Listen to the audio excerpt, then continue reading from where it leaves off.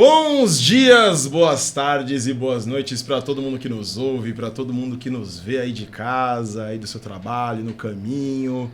É um prazer ter você com a gente aqui no Boteco Criativo, nesse episódio especial, recebendo essas pessoas queridas no nosso boteco.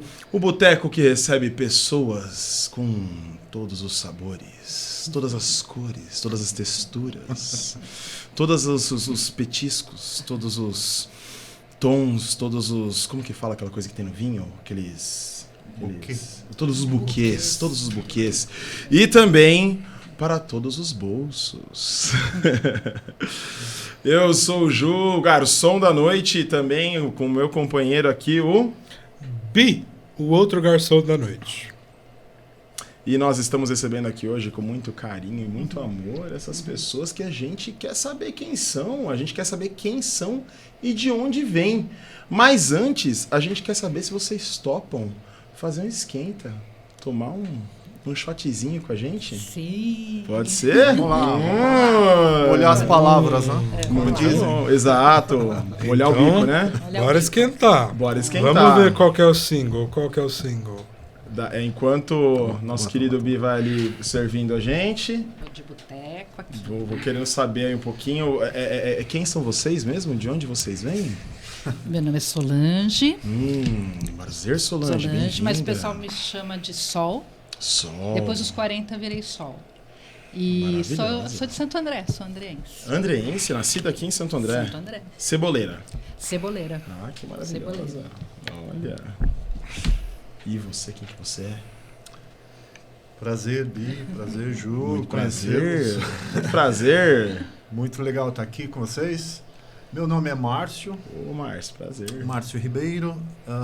Não sou nascido em Santo André. Sou mineiro. Mineiro.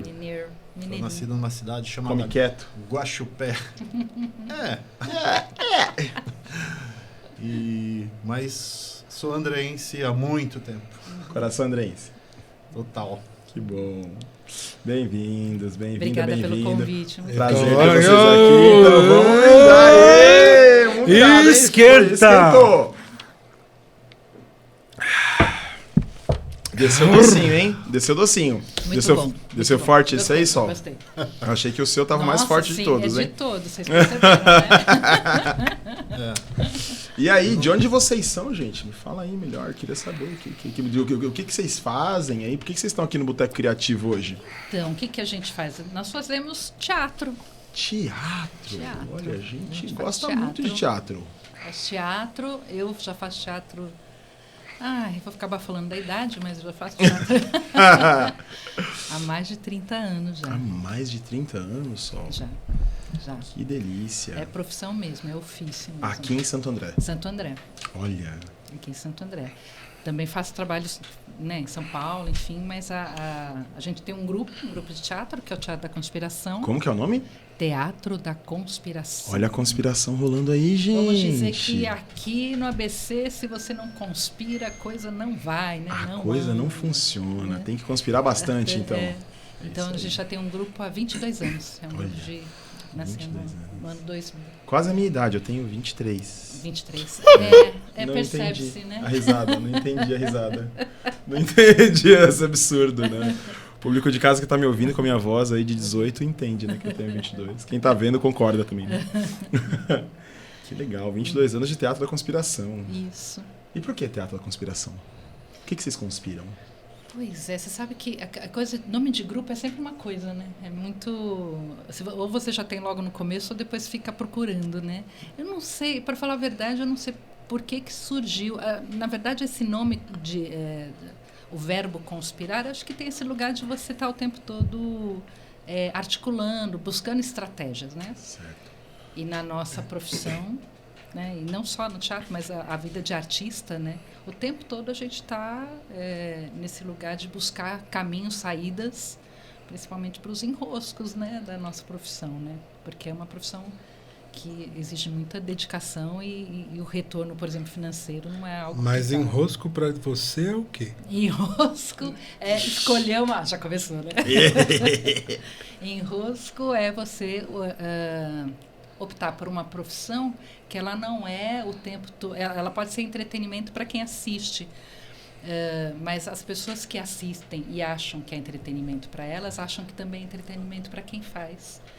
Para quem faz é também um prazer, é de alegria, mas é um trabalho, né? Então, às vezes, as pessoas entenderem que aquilo que a gente faz é um trabalho, demora. Por isso que é enroscado, sabe?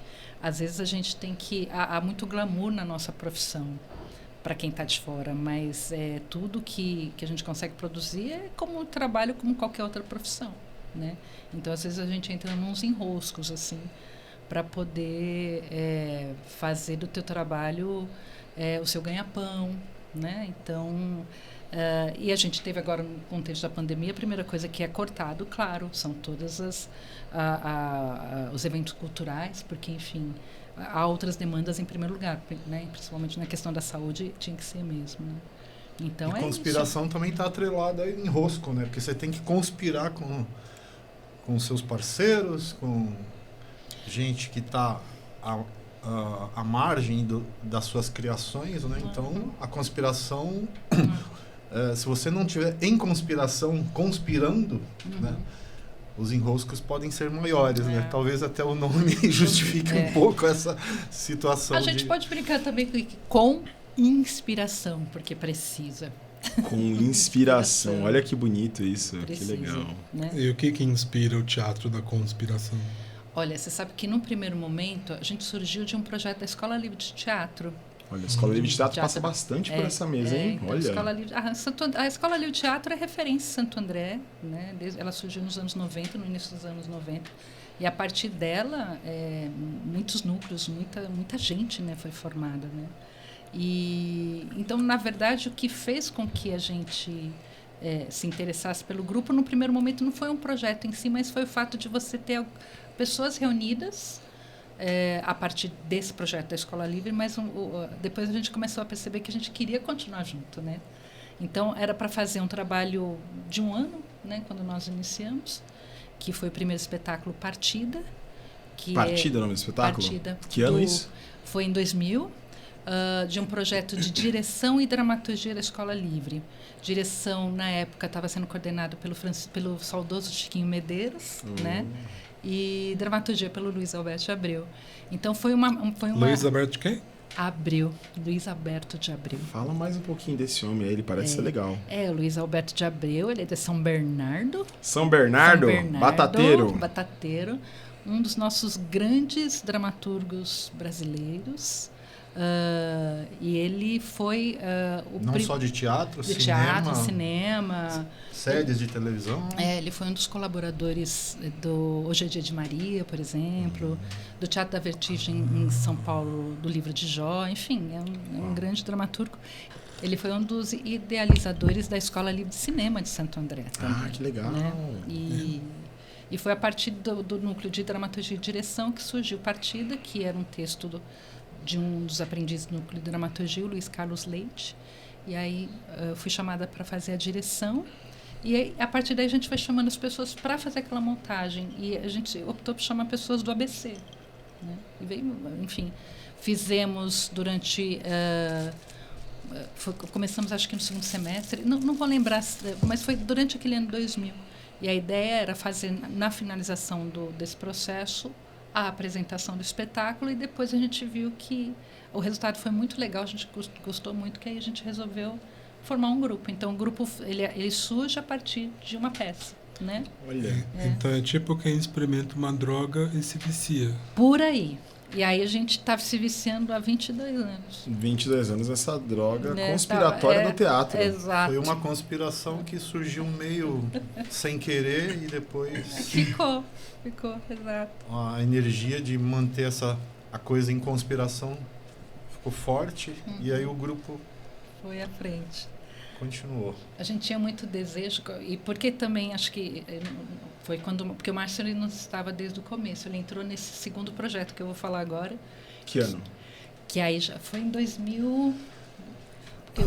Eu vou falar do que Geração foi da 80. Temporada do TUSP. Foi em 2002, por aí. 2002, foi? né? 2002. Acho que como já tem muito tempo, né, gente? A gente então, não lembra, né? Semana passada, gente. É, Assim, a super... gente não E lembra o shot tudo. já deu uma... Né? Eu entrei 2 anos, É o por grupo aí. já tinha 2 anos de existência para o segundo espetáculo, que a é gente o tinha Geração 80. Isso que eu ia falar, a gente tinha muita vontade, muitos do grupo são dos anos 80, né, eram jovens nos anos 80, e a gente queria muito falar sobre essa juventude. Numa época que a gente não tinha ainda Google, internet, né? Então a gente teve que fazer toda uma pesquisa, não só das nossas memórias, mas também de arquivos do que foi os anos 80, falando dos costumes e falando também das questões políticas e sociais, né? Aí a dramaturgia foi da Adélia Nicoletti, em processo colaborativo, junto com o grupo. Quem que é, né? Quem que é ela? Adélia Nicoletti, também uma baita dramaturga andreense, né? Faz uma pesquisa interessantíssima com as fiandeiras, que eu sei que já estiveram aqui, né? E Um abraço para a coletiva Pontos de Fiandeira. Pontos de Fiandeiras, coletiva maravilhosa que ensinou pra gente sobre coletiva. Sim. E a Adélia tá junto com elas, fazendo toda essa pesquisa da história das mulheres no ABC, né? Enfim, e nessa época a gente fez essa pesquisa sobre os anos 80. Para vocês terem uma ideia aí, falando algumas coisas legais, a gente tem ainda, né, que é o Marcelo Montesi, que é um noveleiro, eu também sou noveleira, né? E a gente queria muito... Tá assistindo Pantanal? Estou assistindo Pantanal. Olha. Tô assistindo Pantanal. Até porque eu acho essa história... Eu assisti a primeira versão, né? Não tem como. Mas o Marcelo Montesi, a gente tem uma cena do Vale Tudo, gente. Porque o Vale Tudo, para quem é da época dos anos 80... Quem matou o Det Reutemann? Quem matou o Det Reutemann? Gente, esse último capítulo você não via ninguém na rua. Era impressionante. O Brasil estava caindo, né? O que é a Copa? O que é a Copa do Mundo perto de quem matou o Det Reutemann? A gente com uma inflação, com várias questões, né? E a gente precisava do último capítulo da Odete Reutemann, né? E tinha que ter aquele momento em que, enfim, tem aquela coisa toda. E ele tinha gravado o último capítulo da novela numa fita VHS, que foi a nossa salvação, porque você não tinha registros, né? Hoje você consegue... Você não podia ver no YouTube depois, né? Você tem acesso, né? Então, muitas das coisas da trilha era da fitinha cassete, do VHS, para a gente poder fazer toda a trilha, né? Toda a pesquisa dos anos 80, assim. E foi até hoje, acho que um dos nossos trabalhos mais emotivos, assim. Geração 80. Geração 80. E você estava falando dos anos 80, que ano que era isso? 2002? A peça é de 2002, onde a gente fez uma pesquisa dos anos 80. Por que vocês acham que está tão comum as pessoas voltarem a remeter aos anos 80 agora? Olha, eu vou dizer até que aqui no nosso boteco, de vez em quando, toca uma Dua Lipa, né? E a Dua Lipa gosta dos anos 80, né? E eu pergunto isso realmente, né? O pessoal gosta dos anos 80. E o que esses anos 80 tem de tanto especial, hein? Eu não sei, eu acho que é a questão cíclica mesmo do passar do tempo, né? Assim, eu lembro que a gente, nos anos 80, a gente gostava muito dos anos 60, né? Porque e por falar nesse espetáculo Geração 80, né? Que que ele tem um pouco daquilo que a Sol estava falando, porque falavam que era uma década morta, que não tinha aconteceu nada de importante. Em quais anos? Os 80, né? Sério? Acho que a motivação de vocês começarem a criar não foi só por ser uma galera que foi jovem nessa década, mas também aquela coisa... Nas conversas depois vocês comentavam isso, né? Mas se vocês foram jovens na década de 80, nos anos 2000 vocês já eram velhos. Um pouco mais... Não, a gente ganhou mais experiência, né, Bi? Melhor, não é? Mais experientes, mais maduros, mais fortalecidos. Mais conhecimento. Raízes mais fortes. Sim, mais entendimento. Sim. Eu com meus 22 anos aqui, eu entendo vocês. Mas falavam isso, né, Quem era dos 80 falava muito dos anos 60. Não, então, e sobre o espetáculo falavam, anos 80 foi uma década morta, não aconteceu nada, e aconteceu muita coisa. Advento da AIDS, foi quando a AIDS chegou, né, e agora a galera que vivenciou o coronavírus, né, pode ter uma ideia do que a gente já está na segunda, segunda epidemia, né, ou no caso de agora pandemia, né? E é louco pensar isso, né? Isso que você falou da juventude. Eu ouvi histórias assim absurdas, né? De pessoas que tinham medo de um fantasma, né? Era um fantasma que rondava, mas né? É E que você não muitas fazia pessoas ideia. morreram. Muitas pessoas morreram muito jovens, né? Antes jovens. do advento, da chegada também da Covid, né, as pessoas não tinham muita ideia do que foi a AIDS para galera dos anos 80, né, assim, quem era jovem, e era temor total, assim. Sim, sim. Até porque você começava, depois de discorrer um certo tempo da epidemia, você começava a ver seus ídolos morrerem, né, de AIDS. O Cazuza, Renato Russo, enfim, foi bem... E aí, né? Pois é. Ali, pois é. Mas, Esse né? E aí isso era muito aterrorizante para quem era jovem. Né? E aí então, né, por exemplo, política diz que era muito... Né, os jovens da década de 80 tinham esses comentários também que eram alienados, tal. Mas, por exemplo, falando de Brasil, diretas já, década de 80. Né? E movimento de abertura política, né? Abertura política, exatamente. Então, era um equívoco, né? Falar que a década de 80 foi uma década morta, né? Como foi uma expressão que a gente ouvia muito, né? E acho que isso motivou a montagem do espetáculo também, né? A gente tinha, na época... lá e mostraram o tamanho da vida que tinha. Sim, e as bandas, né, gente? Eu acho que o retorno é porque foi uma época em que a gente começou a ter bandas brasileiras que falavam diretamente para o jovem, né? Eu me lembro até hoje, o primeiro LP da Blitz, que é Você Não Soube Me Amar, enfim... todas Você não soube me amar. Que é louco, né? Você ouve essa música hoje e você para e fala assim... Não, gente, quando eles surgiram, mas foi assim, todas as faixas tocadas. Claro, nem todas, porque 2 foram censuradas. E é incrível, quem tem esse LP tem uma grana na mão, porque eles riscaram com prego as 2 faixas. Ou seja, a censura, como já tinha rodado os discos... É sério isso? Eu não sabia disso. Verdade. 2 faixas riscadas, né? E então ainda, por isso que é a abertura política, mas a gente estava saindo ainda de uma ditadura, né? A gente ainda não estava escolhendo o presidente numa eleição direta, né? Que ano isso? Foi em 82, eu acho, que a Blitz surgiu. Por aí. O Direta Já é 82. Gente, data... Vocês não estão com as 2 pessoas mais... né? Relaxa. Mas todas as bandas, né? O Barão Vermelho, Legião Urbana... Enfim, isso começou a ter, na voz dessas bandas, as vozes desses jovens também. Então, e são músicas que a gente ouve até hoje. Sim. Né? E acho que por isso também. Porque eram bandas que, de certa forma... são históricas para a gente até hoje, porque falam de uma geração, né? Então, geração 80, acho que tem esse hoje, né? Tem esse olhar de imaginar, de ter vivido aquela época, né? Acho que hoje tem um pouco esse lugar também, né? Então, um movimento sindical também, né? Que ABC, fala para no ABC, para nossa região sim, aqui, né? Sim. É referencial, né? Sim. Em questões sociais e políticas, o movimento sindical, né? Sim, sim. Onde surge um metalúrgico que já virou presidente, que foi presidente 2 vezes e agora periga ser de novo. Né? Que perigo triste esse, né, gente? Um perigo muito triste, né? Depende de quando você está vendo esse podcast. Né? Você pode estar em outro momento já. E aí, assim... E curiosidade, né? A gente falava de Abreu agora há pouco, né? A dramaturgia desse Fico feliz, tá, gente? Eu tô brincando. Quem tá ouvindo só não tá vendo é que eu fiz um L muito feliz.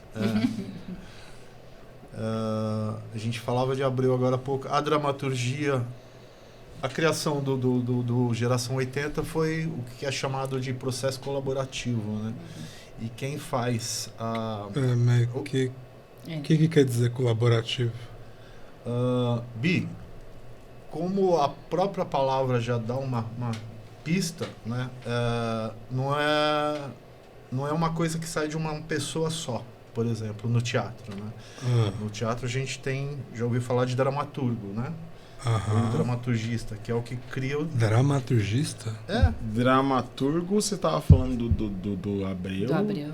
Da Adélia. Da Adélia, então. Mas você também é dramaturga. Também sou dramaturga. Exato. Mas que Mas é um pode- dra- caso Já Mas conheço alguns. O aí. que é um pra terminar a dramaturgista? explicação pro Bi? Faz a É, diferença.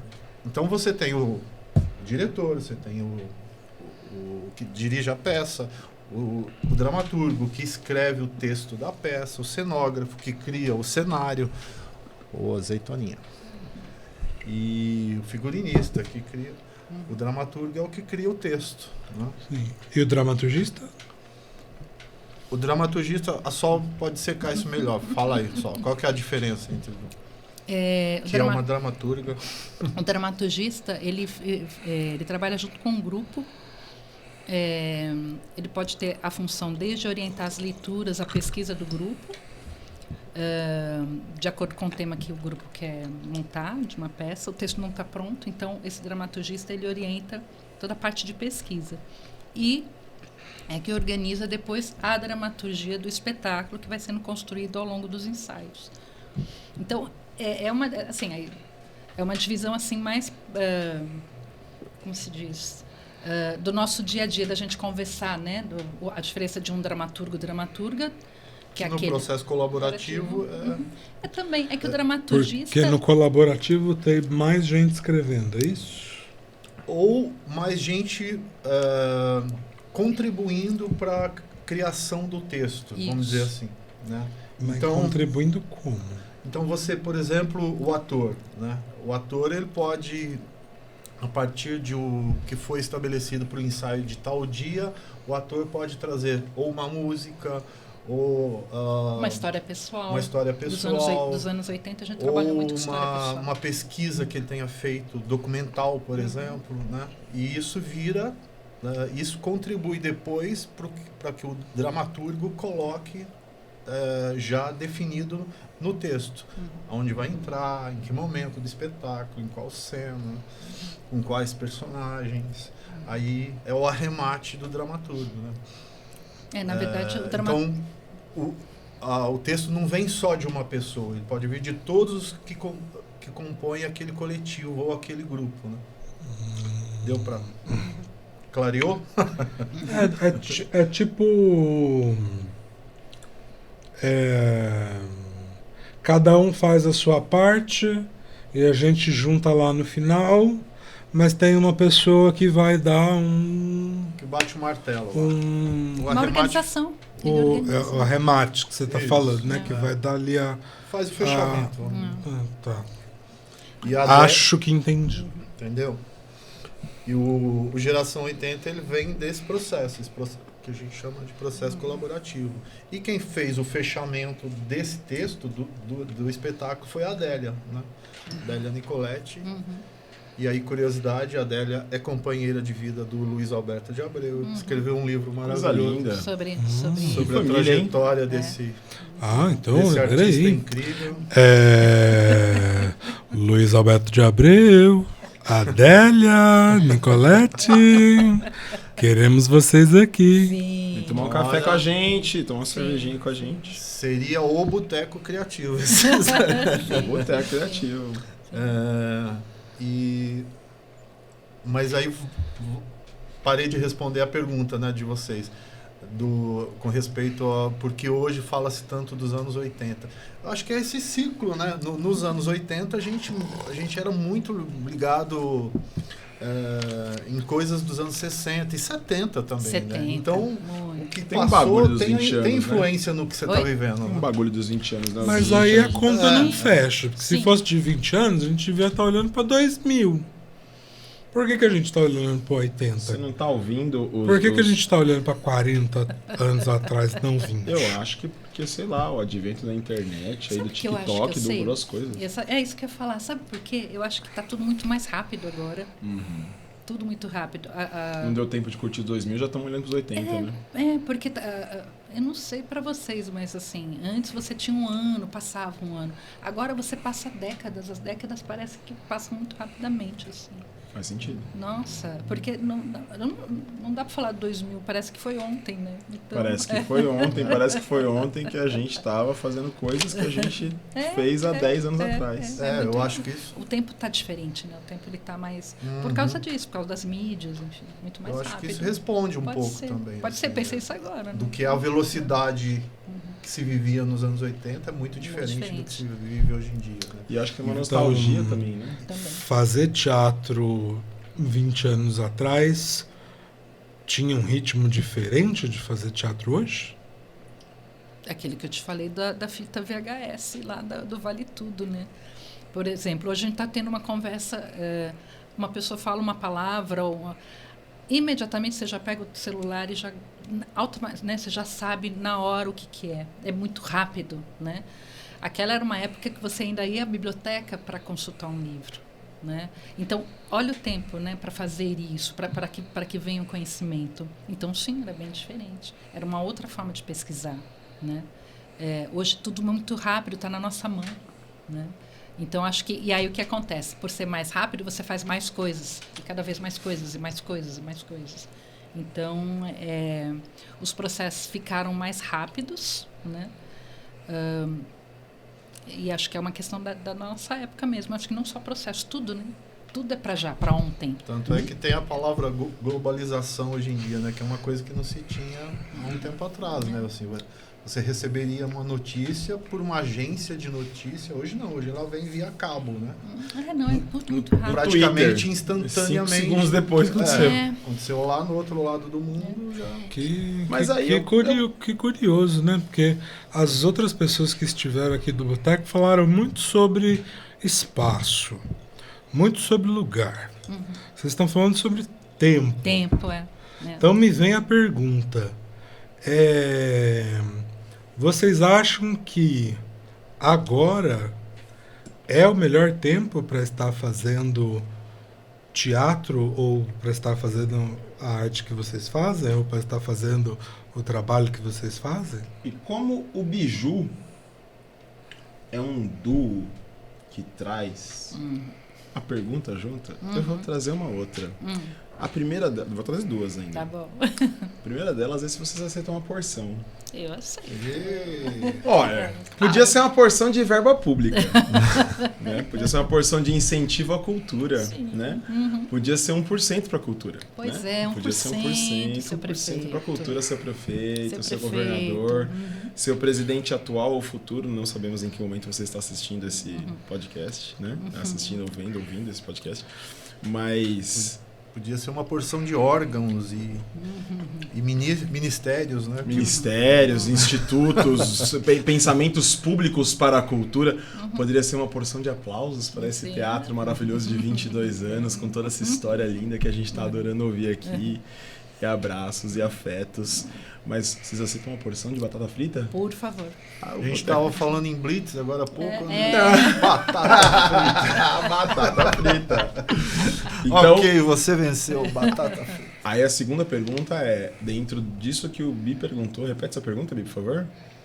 Que é o melhor tempo? Agora é o melhor tempo para estar fazendo o trabalho que vocês fazem? E se no tempo lá atrás que vocês já faziam e no tempo de agora que vocês ainda fazem, ainda farão por muitos anos mais, eu espero daqui a 20, 30 anos, Evoé, axé, Maroiê.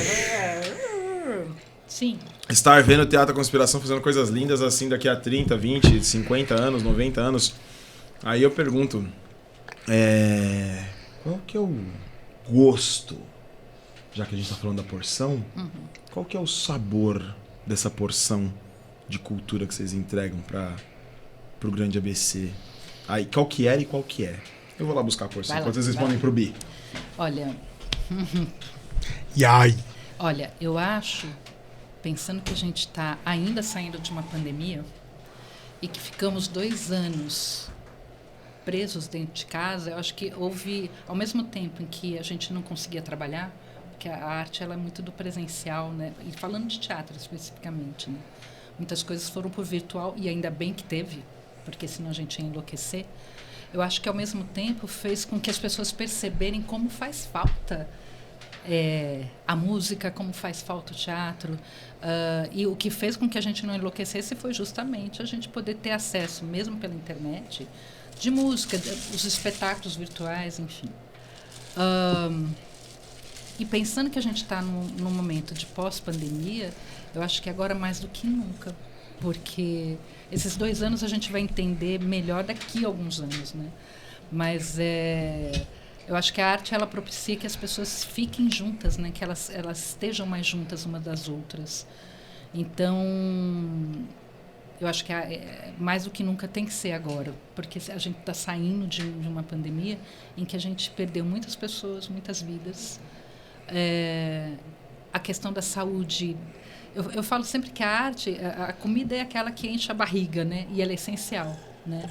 Mas a arte é que enche a alma da gente, né? E se a gente também não está alimentado na alma, a gente também morre, né?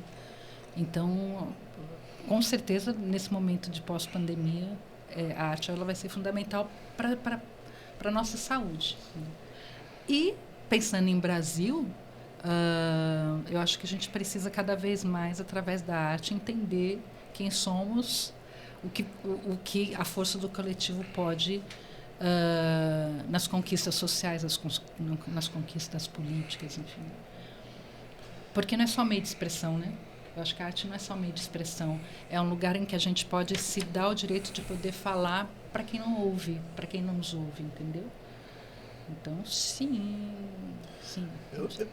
Eu não sei se especificamente, porque você fez uma pergunta objetiva, né? Se é melhor fazer teatro agora do que há 20 anos atrás, foi isso, né? Uhum. Eu penso que cada época tem o seu ponto que dá aquela energia bacana para você criar, já que estamos falando de um ofício que é a criação, né? Que ele está pautado pela criação.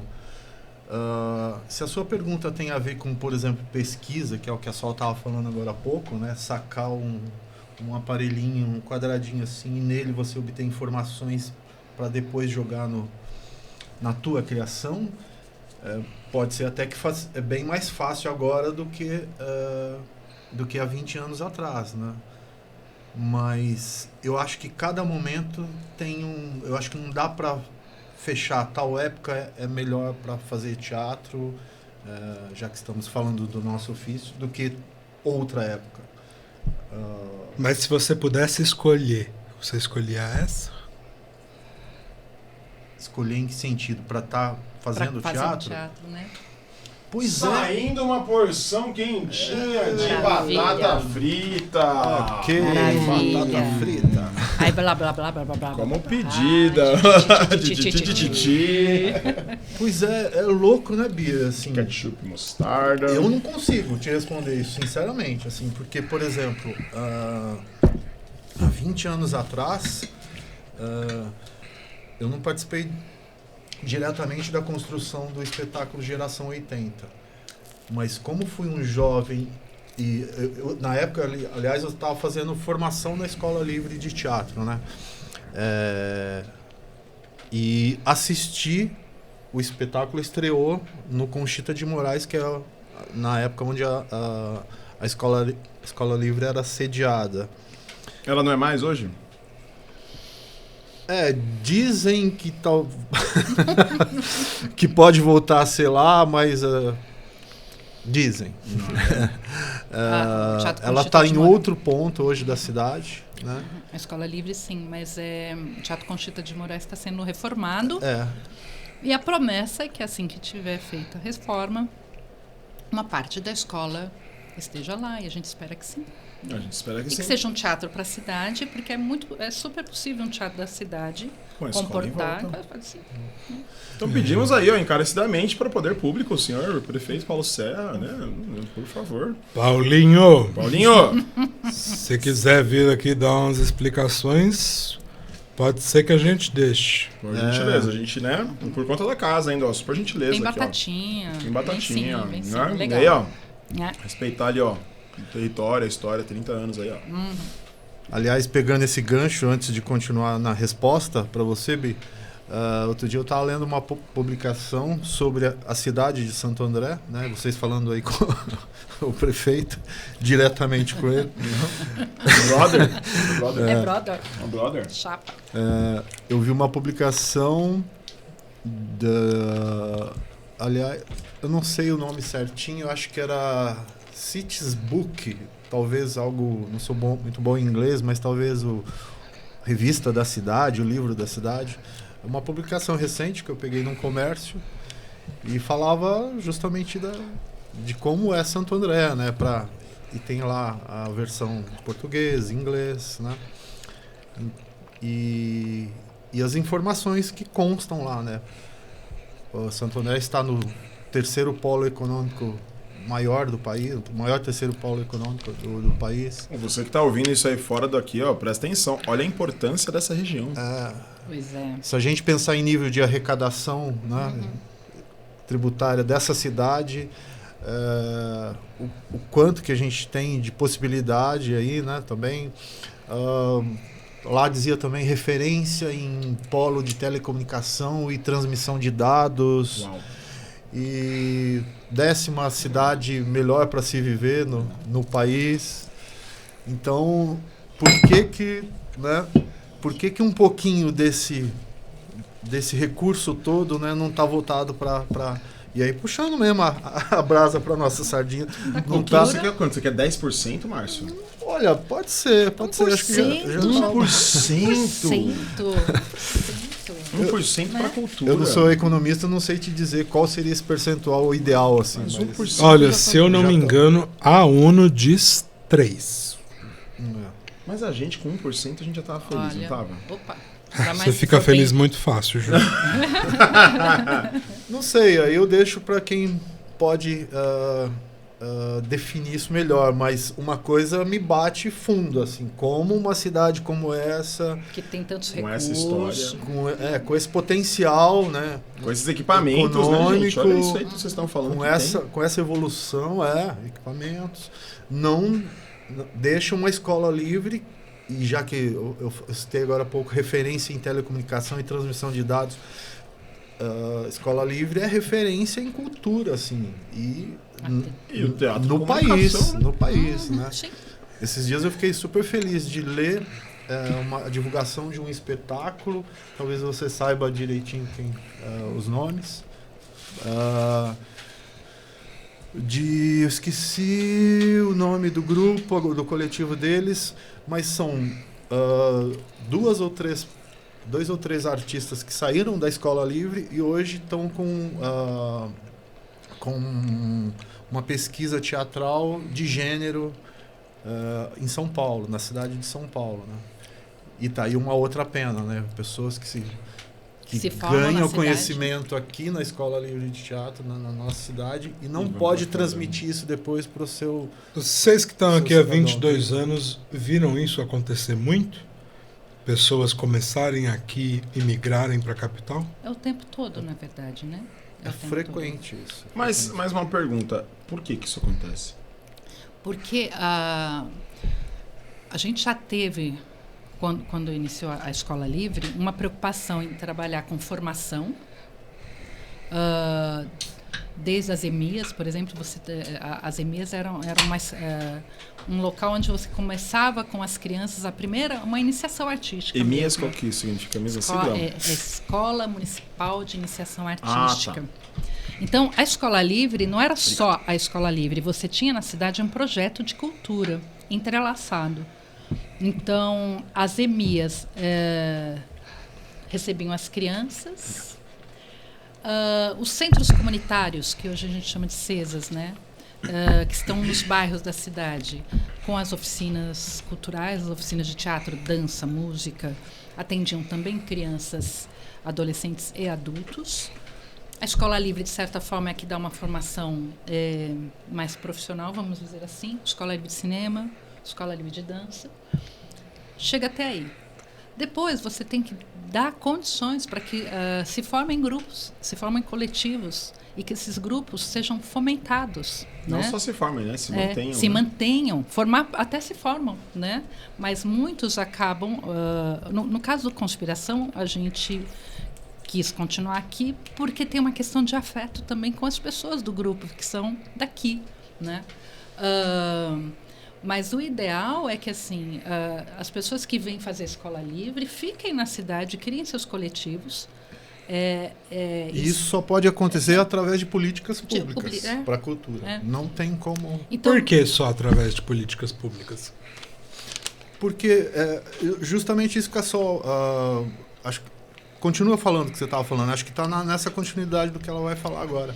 Porque é muita, assim, um coletivo não é um coletivo, são muitas pessoas envolvidas. Uma peça de teatro, ela envolve figurinista, cenógrafo, a pessoa que vai transportar o cenário, costureira que vai, né? Então é muita gente para criar um espetáculo, não é? E não é barato no sentido assim, não é algo que você pode fazer de hoje para amanhã, exige pesquisa, e as pessoas que fazem parte dos coletivos também estudam, são profissionais, ou seja, é um ofício, é uma profissão, né?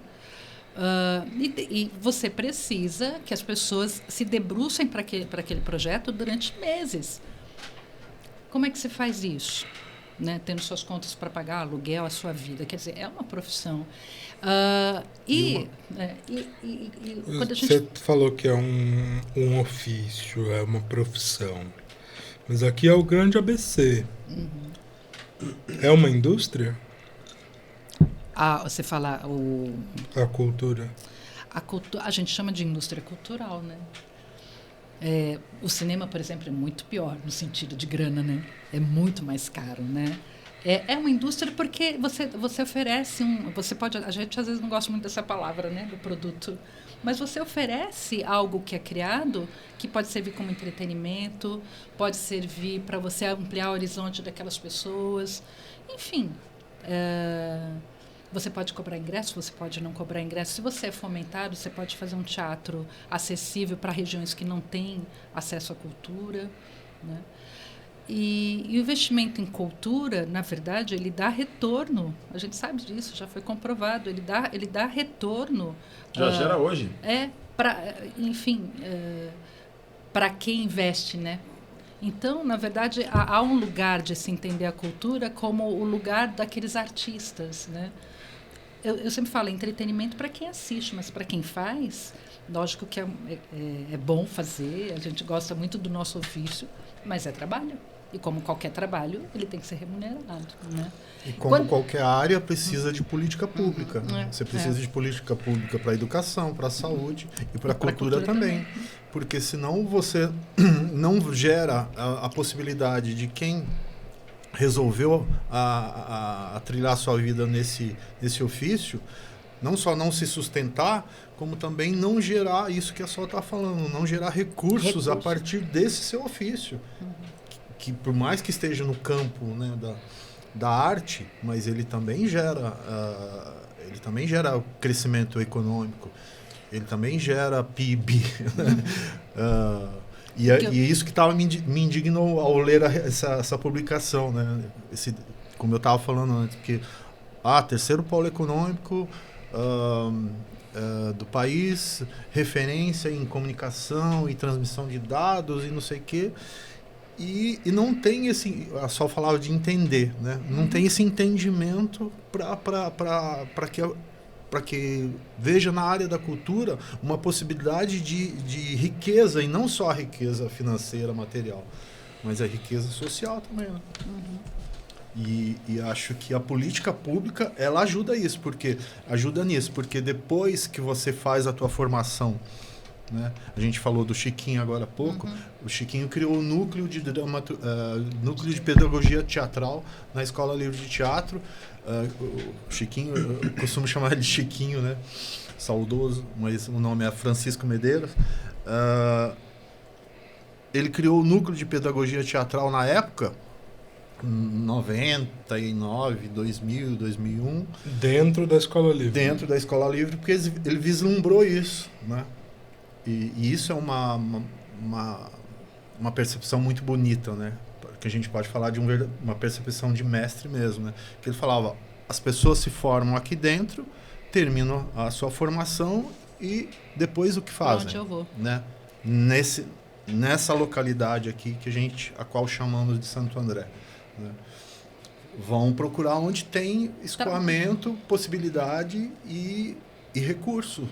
Então, vão para São Paulo, vão, sei lá, eu para onde mais. E aí criou-se um núcleo de pedagogia teatral, né? Para o aluno ou o aprendiz fazer a sua formação e depois poder multiplicar isso, né? Ou como arte educador, como professor, enfim. Né? E só que para multiplicar, não só como ator. é aí que entra a política pública, né? Você tem que ter o equipamento, você tem que ter a sala teatral, você tem que ter editais, você tem que ter todo esse aparato que só vem de política pública. Eu tenho ouvido muito recentemente esse termo aí, política pública. E aí eu te pergunto, né? E real, assim, por que não tem investimento privado nessa cultura que vocês fazem de forma tão linda? Por que esse povo aí, esse povo grande aí, esses bancos não trazem dinheiro? Porque tem um lugar de visibilidade, né? Porque, assim, o investimento... Eles não fazem o investimento porque gostam da cultura, né? Na verdade, o investimento é para vender a sua marca também, né? E é isso. E é isso. E aí, se ele quer ver a marca dele, quer que a marca dele seja vista por muitas pessoas, você tem que ter grandes nomes, né? Para chamar público. Então... A gente, Teatro da Conspiração em Santo André, por favor, olha esse grande nome, 22 anos. Por favor, iniciativa privada, tragam dinheiro para Santo André. Porque é isso, né? Você quer que a sua marca seja vista. Então, quem leva o grande público, né? A gente ainda tem a ligação dos grandes investidores para os nomes que aparecem na televisão. Essa é a realidade. Né? Então, para teatro é isso, né? E aí pensar nos grupos menores, né? Investir nos grupos menores, na formação de coletivos, não dá tanta visibilidade. Na verdade, isso não é diferente do que você ter no poder público, você construir um viaduto que vai aparecer mais perto das eleições do que você investir numa comunidade. Colocar um parquinho no centro de uma favela. Exato, é a mesma coisa. Né? Mas você perguntou quem traz o grande público. Entendo. Mas então, qual é o público que vocês trazem? Na verdade, a gente faz o que a gente chama de trabalho de formiguinha, né? A gente trabalha... A gente está um pouco até calejado, né? Porque às vezes quando a gente vai apresentar e você tem 5, 6 pessoas, quando você não cancela um espetáculo, a gente fica muito feliz. Porque é isso, na real. Porque às vezes a gente faz peças e a gente não consegue... Aquela música também, pensa nos anos 80, né? A gente faz peça e não consegue apresentar, né? Então, quando você consegue apresentar e ter um retorno de público, para a gente já é uma grande vitória, porque é difícil mesmo. É difícil. E ainda mais hoje, você tem muita gente fazendo teatro, muitos grupos, né? E o público de teatro, devido a vários fatores, uma talvez pelo próprio teatro, que muitas vezes os espetáculos ficam voltados para eles mesmos, ou só para aquelas pessoas que fazem teatro, e isso é muito complicado, porque isso tem. Como que é isso? Como que um espetáculo pode olhar para si mesmo? Porque começa a fazer um tipo de... A forma como é montado o espetáculo, aquilo que é falado no espetáculo, às vezes interessa só para quem faz. Você não consegue criar uma obra que seja realmente que ela comunique para todas as pessoas. E isso é muito comum. Você começa a ver nas plateias sempre as mesmas pessoas. E as mesmas pessoas são pessoas que fazem teatro. Então, é uma questão para a gente pensar se aquilo que a gente tem feito em teatro realmente consegue se comunicar com outras pessoas que não sejam só aquelas que já gostam de fazer teatro, entendeu? Isso é uma questão muito complicada, porque é polêmica. E isso também está atrelado à política pública, que é o que a gente chama de formação de público, né? Se você não tem uma política pública voltada para a área da cultura, você jamais vai ter um público que consuma todas as artes, não só artes cênicas, mas música, né? Você não, nesse sentido, eu acho que até as áreas de comunidade, né, as ditas favelas, eu acho que elas se dão melhor, porque elas têm um público que já está formado ali dentro. Então, por exemplo, o cara que Não, curte tá, muito pera. rap... O que é formar um público? É tipo uma escola de... Escola de público? Ixi. Você fazer... O que é... quando a gente vai num shopping, por exemplo, você tem uma frequência muito grande lá de pessoas, né? Para ir... para fazer compras, para ir ao cinema, para as várias atividades que tem num local como esse, né? Isso, de uma certa forma, e aí talvez por ter o respaldo do investimento privado, né, isso já gera uma formação de público para a frequência daquele espaço ali, né? E como é que você pode fazer isso para as artes, né? Como é que você pode fazer isso para teatro? Como é que você pode fazer isso para a música? Como é que você pode fazer isso para o circo? Né? Só através de uma política que crie condições para que as pessoas se interessem por aquilo. Né? E para que as pessoas reconheçam que aquilo é bacana para ela também. Né? Não só uma coisa de oferecer, mas uma via de mão dupla. Né? Então, se eu vou no shopping, eu sinto prazer nisso. Como é que eu sinto prazer em ver um show de música, em assistir uma peça de teatro, em ver uma apresentação de dança? Isso está em formar as pessoas. Né? E se a pessoa achar que aquilo não é bacana para ela? Tem a dimensão... Eu Isso vou não no shopping e como. tem umas lojas que eu não entro, Então, mano. aí já entra a dimensão individual. Isso aí a gente não pode... Mas eu estou falando de uma dimensão mais coletiva, assim, né? E por isso, política pública, né? Como é que você fomenta isso? Na verdade, política quando a gente- pública para tudo.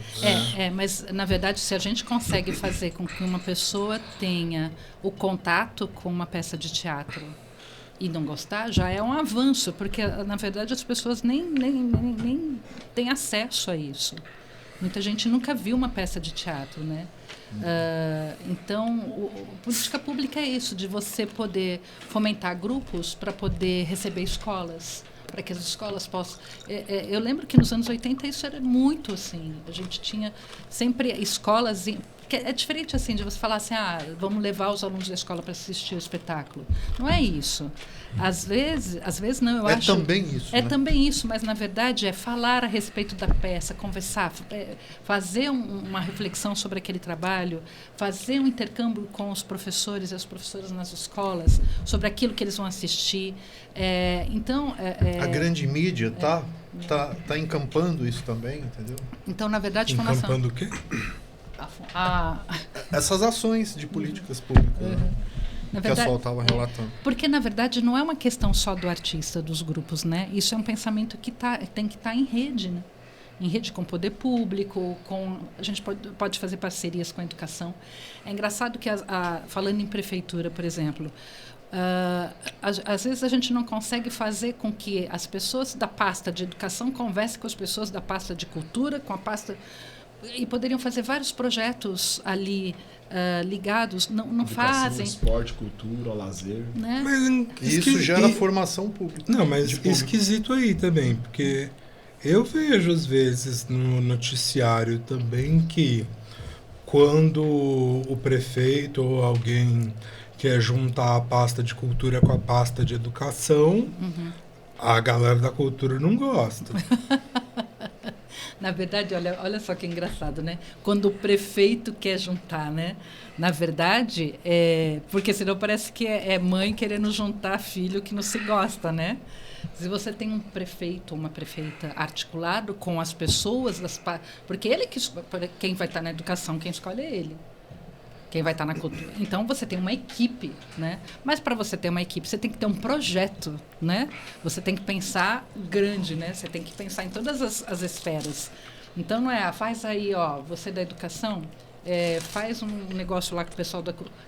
A gente tem que ter um plano, tem que ter um projeto para a cidade, né? As pessoas que estão lá, elas têm que trabalhar em conjunto, como uma equipe. Senão fica isso mesmo, a verba, fica cada um brigando por uma parte da verba, né? E fazem projetos completamente separados, que não dialogam, gasta-se mais dinheiro, né? Porque você não tem um projeto pensado para que você possa articular as pastas.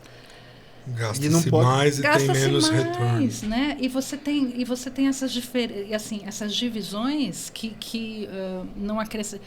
Porque a gente não tem que pelo menos me parece, que quem está nesses lugares não tem que pensar na sua área, né? Tem que pensar uma política para a cidade. Porque as pessoas que estão lá, elas estão representando os desejos de uma cidade, né?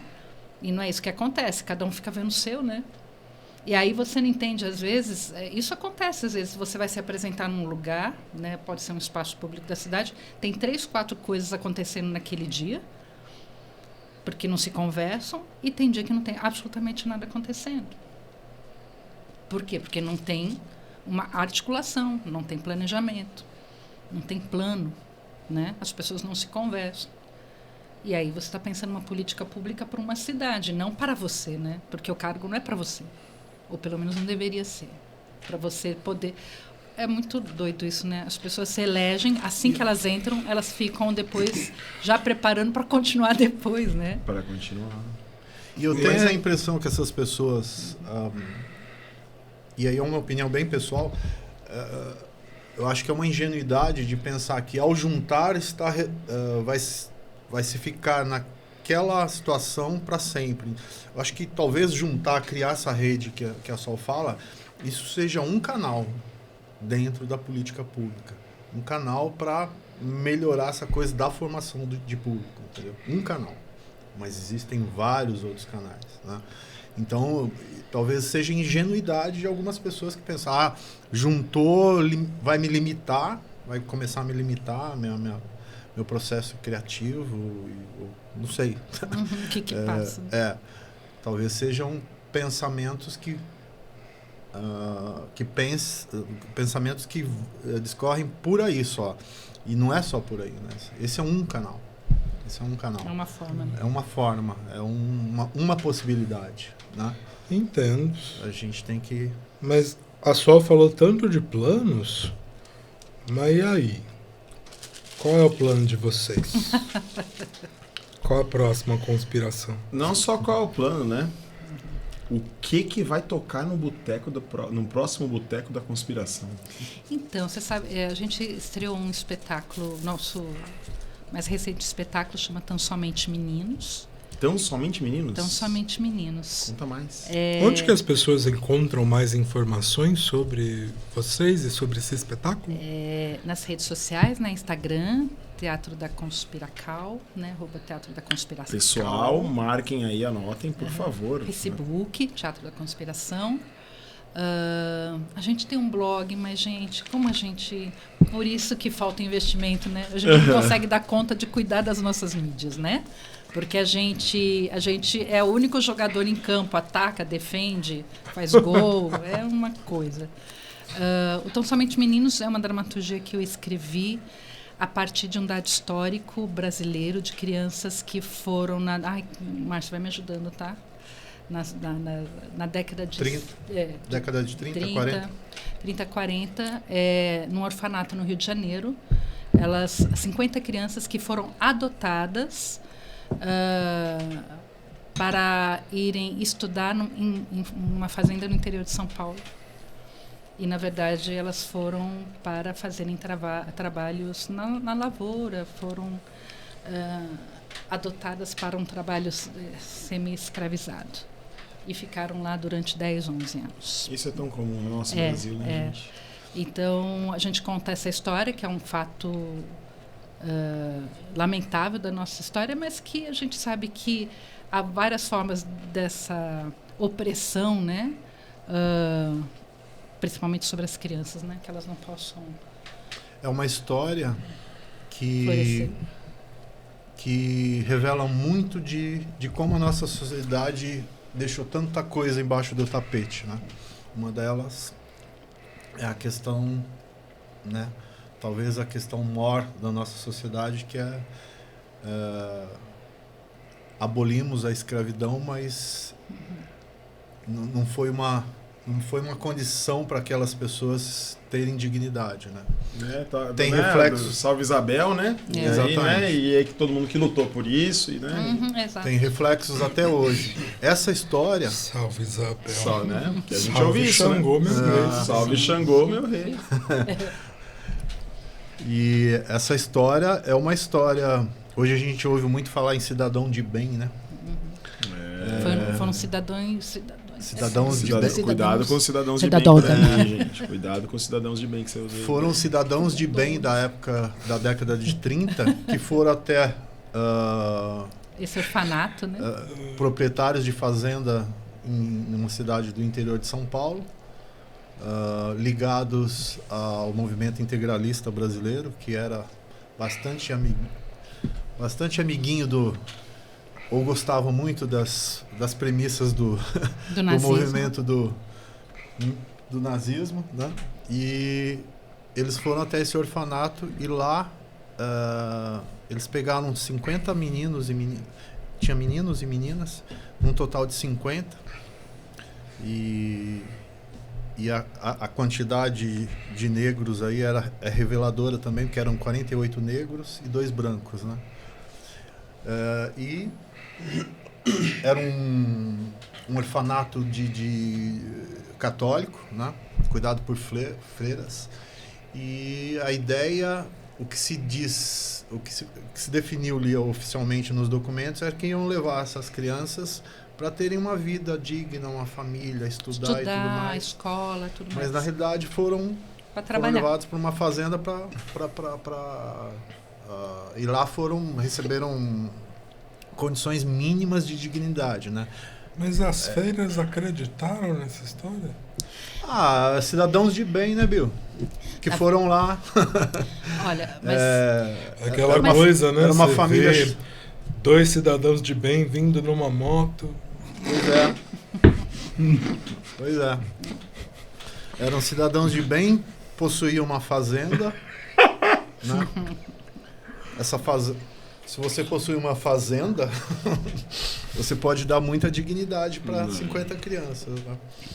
E se dizendo cidadão de bem, então fica tudo muito mais fácil, né? E é isso. E essa peça é para poder, apesar de ser algo que aconteceu lá atrás, a gente sabe que ela continua ainda dizendo muito para o nosso tempo, né? Só que a gente conta essa história, aí é que tá, não é um tema histórico, mas a forma como a gente conta ainda é arte, né? Tem que ser arte. Porque se ela vai para o tom jornalístico, por exemplo, você não aproxima as pessoas, porque a gente já vê isso na televisão o tempo todo.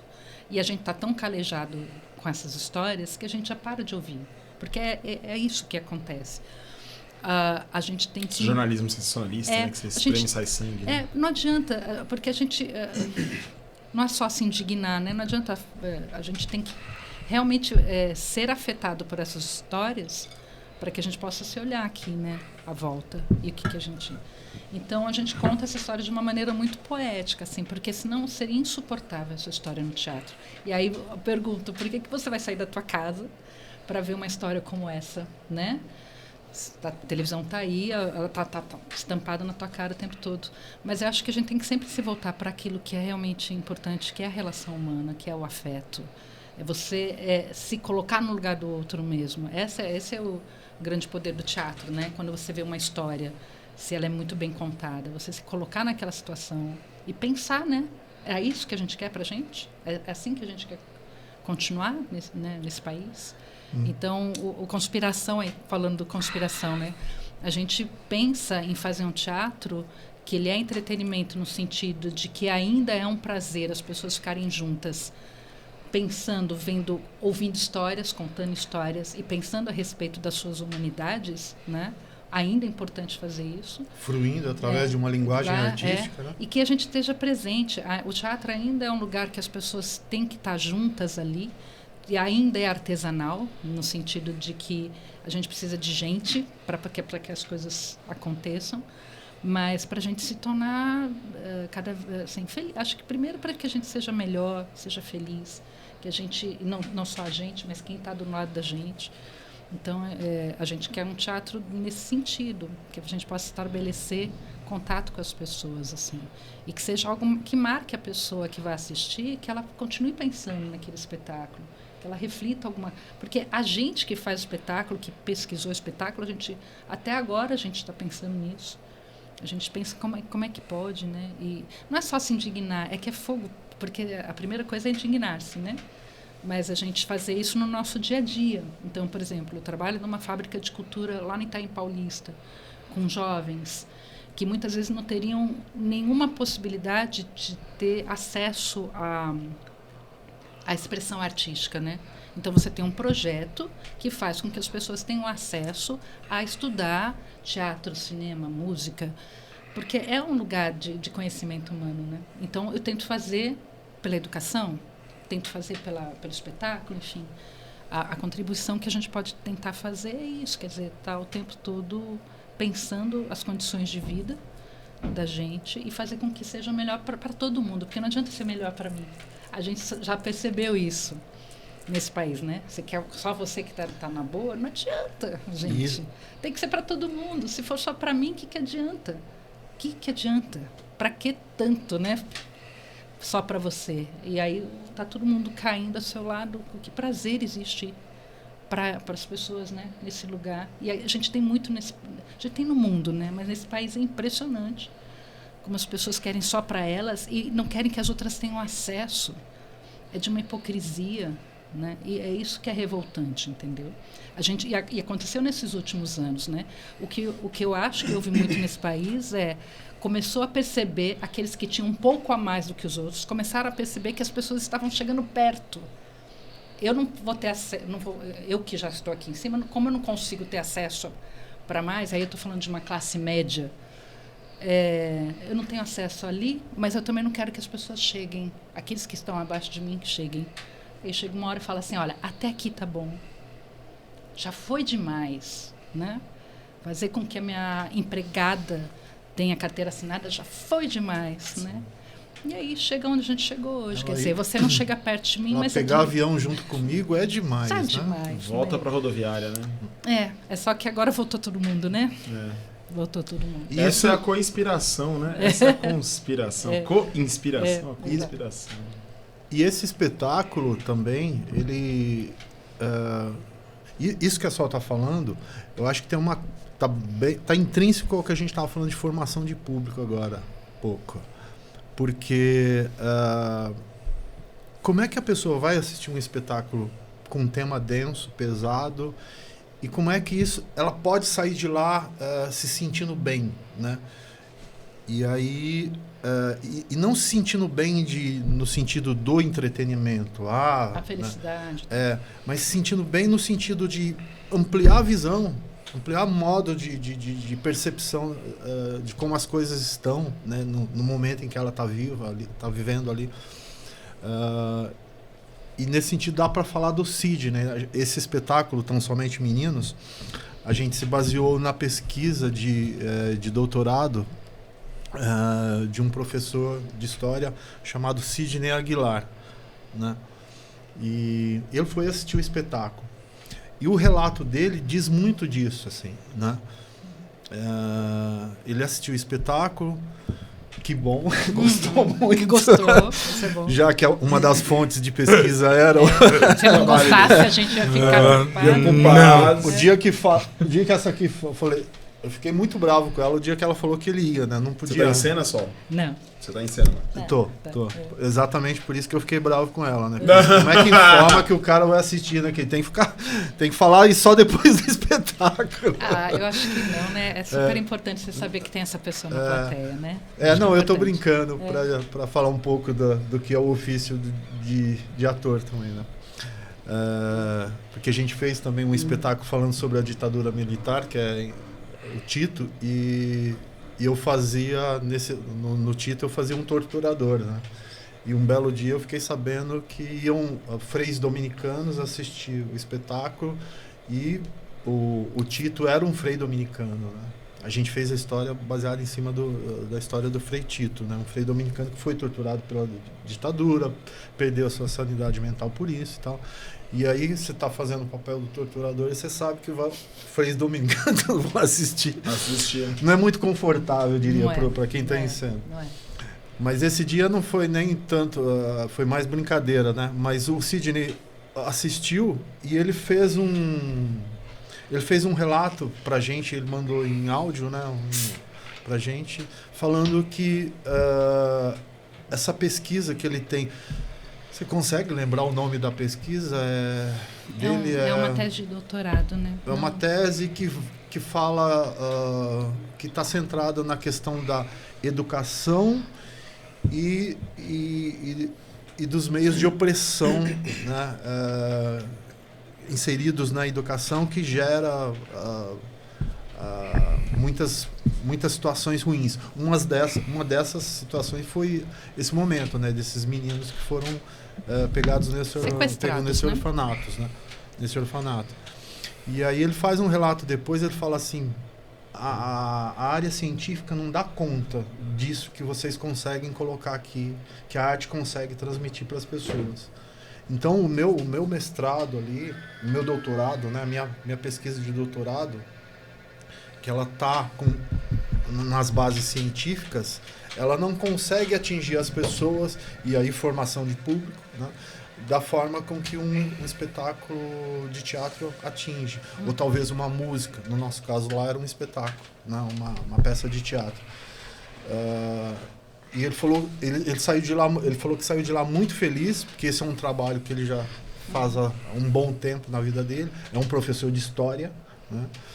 Então é um trabalho que ele já faz há um bom tempo. É um tema que ele pesquisa já há um bom tempo, né? E ele fez ele deu essa devolutiva pra gente falando isso, assim: olha, por mais base científica que esteja ali numa pesquisa de doutorado e tal, isso que vocês colocam aqui de forma artística, né, dentro de uma linguagem artística, revela muito mais coisas disso que é aquela pequena história, né? Vai chegar mais às pessoas do que só o meio acadêmico, né? Porque exatamente, é muito ele dizia que tem uma potencialização ali daquela mas que história. Foi fundamental o trabalho dele, por isso que a gente fala, né, da gente aliar educação, cultura. É isso, né? Trabalhar em rede, né? Enfim, exato, se ele não tivesse feito o trabalho dele tão bem, a gente também não teria feito a peça, né? Isso então, é co-inspirar? Co-inspirar. Co-inspirar? Né? Isso é conspirar? Conspirar. Aí você perguntou do futuro, a gente tá doido para apresentar esse espetáculo. A gente tá doido pra ver agora. Então, nós fizemos... Gente, vamos ver. Vamos ver, pessoal, aí de casa, todo mundo, ó, por favor, vamos acompanhar aí, ó.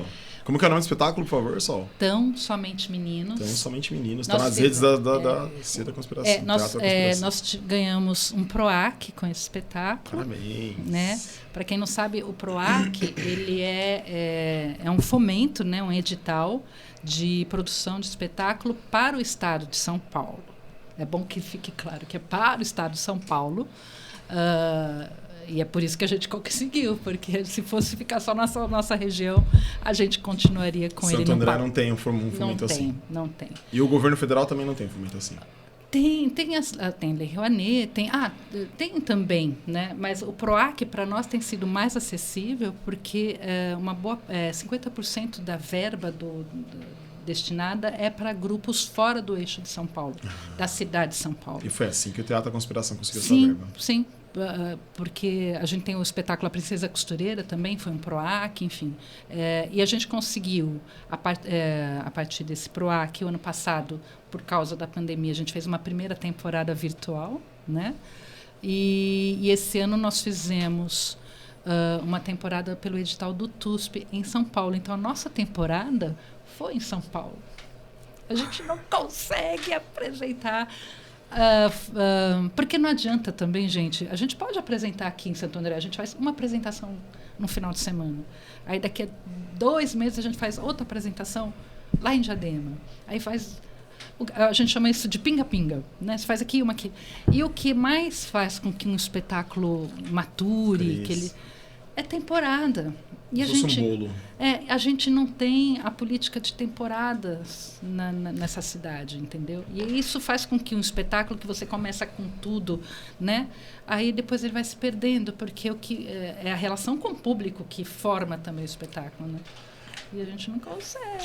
Então, a gente tenta, né? E há que se dizer, uma coisa bem bacana para se dizer também é que quando você ganha um edital como esse do PROAC, você tem a contrapartida, né?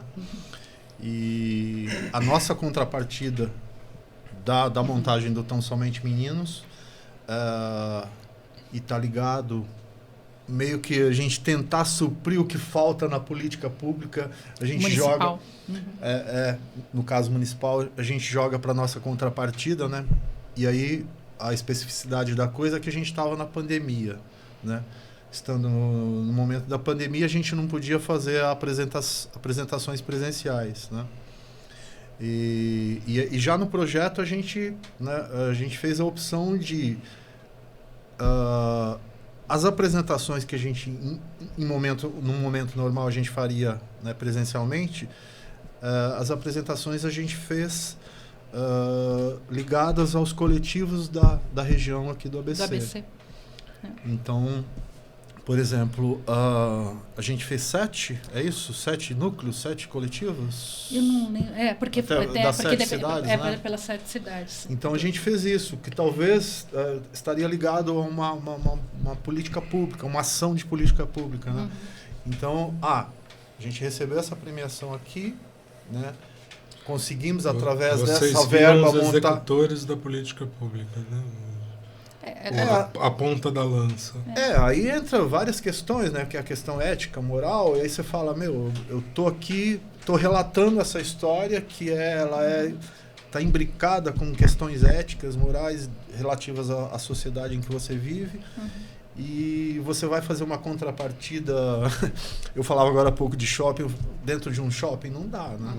Não dá. Aí a gente faz o quê?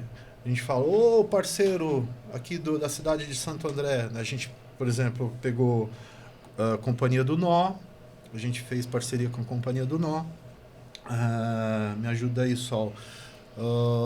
Cia de Flores, né, de São Bernardo. Flores, São Bernardo. Mauá foi a Quarto Crescente.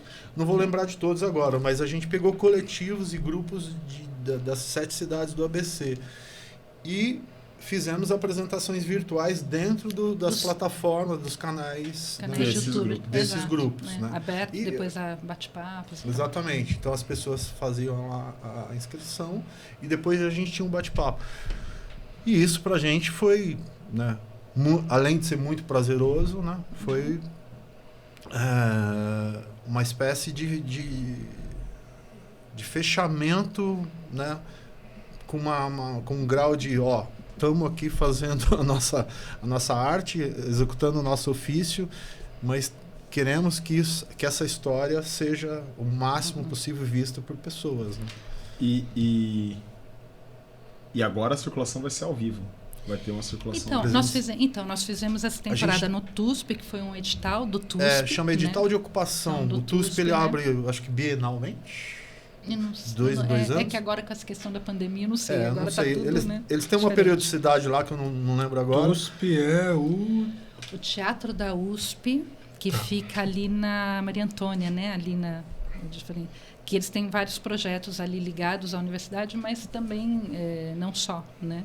E aí, Biju, divulguem aí, pro pessoal que tem esse favor, edital de ocupação lá do TUSP para todo mundo ficar de olho aí. Eu acho que uma coisa que fica pra gente, a gente infelizmente está chegando ao final de um episódio aqui, de mais um episódio do Boteco Criativo. A gente quer agradecer imensamente o carinho, o acolhido, o afeto da chegada de vocês aqui, esse encontro maravilhoso. Muito legal. Mas o que fica pra gente é toda essa co-inspiração, adorei isso. Vou levar pra minha vida. E co-inspiremos. E eu deixo aqui o meu agradecimento ao Teatro da Conspiração, a todas, todos e todas que estiveram conosco nesse momento. Você, por favor, compartilhe o Boteco Criativo. Oi? O que você falou? Não, porque eu ia fazer um jabazinho aqui, uma divulgação. Dá tempo ainda, Dá tempo? Dá tempo. Do Tão Somente Meninos. Eu acho que Porque um dos coletivos que abrigou a apresentação virtual do Tão Somente boa, Meninos bem foi lembrado. o Nó. Companhia do Nó. Companhia do Nó. De Santo André também, uma companhia que também tem, acho que Fica aqui em Santo André. Sim. 20 e tantos anos aí, eu não sei certinho. Uma história linda, bonita pra caramba, de existência e resistência aqui. E lá na plataforma deles, No canal. espetáculo no canal deles, o Tá na espetáculo Tão íntegra. Somente Meninos está ainda disponível. Então, quem quiser conhecer virtualmente, mas vão presencialmente depois, quando a gente estiver em Canal do temporada YouTube da também. Companhia do Nó. Então fica Mas a quem dica aí, quiser ó. ter esse aperitivo do espetáculo, tá lá, né? Dá uma xeretada lá nas redes sociais, no YouTube da Companhia do Nó, acompanha lá. É fogo, né? A gente não pôs a nossa, tá lá, deles Né? ficou lá, tá lá. Mas- Pra vocês verem como a gente é organizado. Mas daqui a pouco eu vou querer bom. saber, vocês vão deixar as redes de vocês aqui, hein? E deixa eu só agradecer, Claro, né? Você imagina. que já tá terminando. Não, imagina não. Vida longa pro Boteco, né? Imagina. Vida longa para esse projeto que é lindo também. Gratidão. Porque é exatamente sobre tudo isso que a gente falou, né? A gente poder, dentro da nossa criatividade, ampliar o nosso universo e fazer com que as pessoas tenham acesso, né? À arte, à música, à conversa, bate-papo, falar de cultura. Né? E o Boteco está intimamente ligado com o nosso ofício de teatro, porque depois da apresentação a gente vai fazer o quê? A gente vai pro Boteco. E lá onde a gente faz bullying Grande, com os atores, as quando ele errou texto em as cena. grandes- Eu tava bem reconhecendo um botequeiro aqui. As grandes ideias de espetáculos nascem numa mesa de boteco. Nossa, na mesa de boteco. Né? Então vem com a gente no Boteco Criativo, acompanha a gente aí Parabéns. nas próximas publicações. Parabéns, Tá Beiju. bom. Obrigado, Parabéns. obrigado, Teatro da Conspiração. A gente agradece todo mundo que acompanha a gente nesse episódio, acompanha a gente, se inscreve no canal, se inscreve aí nas redes sociais, acompanha a gente. Acompanha a gente nas redes sociais, alvorada.cultural. O Boteco Criativo é uma parceria da IQ Produções e a Alvorada Cultural. Somos artistas independentes, produtores culturais independentes que fazem arte e produzem cultura porque acreditam nisso. Mas, se você aí na sua casa, né, vale a pena dizer, se você gostou do serviço, vocês gostaram do serviço? Gostaram do serviço da A gente casa? recomenda. Recomendam o serviço? Super recomendado. Caipirinha do Ju, maravilhosa. A gente primeiro esperou saber se eles gostaram, para agora dizer que é por conta da casa a conta de hoje, viu? Isso é importantíssimo. Hoje Quem é por conta da casa, Se eu soubesse. a conta é por conta da casa. Cara, Mas essa parte, a caipirinha do Ju é maravilhosa? muito boa. Por favor, me chamem para fazer mais caipirinhas. E me toda semana, viu, Ju? Já que a conta é por deixar. conta da casa. A conta é por conta do Boteco Criativo. É um prazer ter vocês aqui mais uma Obrigada, vez. obrigada. Mas, caso você aí de casa acredite que possa contribuir com alguma forma aqui com os 10% dos dois garçons, a gente Poxa deixa vida. o nosso Pix, né? O alvorada.cult@gmail.com. Deixa a contribuição da forma que você quiser. Os garçons agradecem, né, Bi? Pelas próximas conspirações. As próximas conspirações. Eu E vou, eu deixo meu agradecimento aqui. Para quem você agradece, Bi? Eu agradeço. Estamos em 4, então eu acho que podemos afirmar com alguma certeza que formamos uma quadrilha. Uma quadrilha. Sim, uma quadrilha de 4. Uma quadrilha de 4. Tá bom. Esse é o meu agradecimento. E aí, deixem suas redes, por favor, aí, pessoal. Como no Boteco Criativo, a palavra final é sempre do cliente, porque o cliente sempre tem razão. Então, do Conspiração, né? O Instagram, tá certo. Olha, você viu? Olha, Coca. aliás, o Boteco cola, porque o Boteco cola. @Teatro da A Conspiracal. Cuba Libre da Sola. Opa! Viva o Teatro! E o Facebook também, Teatro da Conspiração.